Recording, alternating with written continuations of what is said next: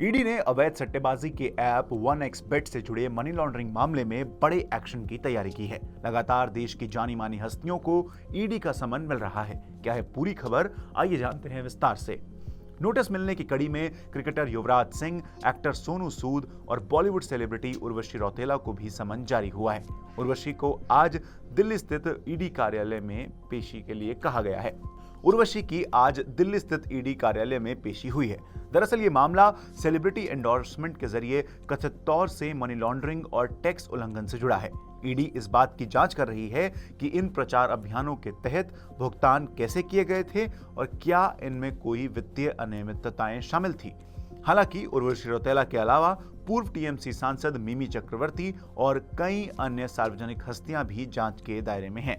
सूत्रों के अनुसार ईडी ये पता लगाने में लगी है कि क्या इन एंडोर्समेंट डील्स के जरिए काले धन को वैध बनाया गया है। 1xBet ऐप पहले भी कई देशों में अवैध सट्टेबाजी और फाइनेंशियल फ्रॉड के मामले में विवादों में रहा है। भारत में इसके प्रचार में शामिल हस्तियों की भूमिका को लेकर अब जांच तेज हो गई है। तृणमूल कांग्रेस की पूर्व सांसद मिमी चक्रवर्ती सोमवार को कथित अवैध सट्टेबाजी ऐप से जुड़े मनी लॉन्ड्रिंग मामले में पूछताछ के लिए प्रवर्तन निदेशालय के सामने पेश हुई थी। चक्रवर्ती का बयान 1xBet अवैध सट्टेबाजी ऐप से जुड़े मामले में PMLA के तहत दर्ज किया गया है।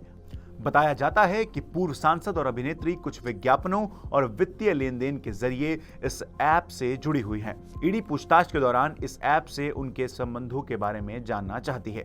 जांच एजेंसी अवैध सट्टेबाजी ऐप से जुड़े कई ऐसे मामलों की जांच कर रही है जिन पर आरोप है कि उन्होंने कई लोगों और निवेशकों से करोड़ों रुपए की ठगी की है या भारी मात्रा में टैक्स चोरी की है। इस मामले में जांच एजेंसी पहले भी पूर्व क्रिकेटर सुरेश रैना और शिखर धवन से पूछताछ कर चुकी है।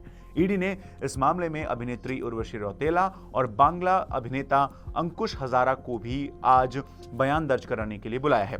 आपको बता दें कि उर्वशी 1xBet की भारतीय एम्बेसडर हैं। बाजार विश्लेषण कंपनियां और जांच एजेंसियों के अनुमान के अनुसार अलग अलग ऑनलाइन सट्टेबाजी ऐप में लगभग 22 करोड़ भारतीय उपयोगकर्ता हैं।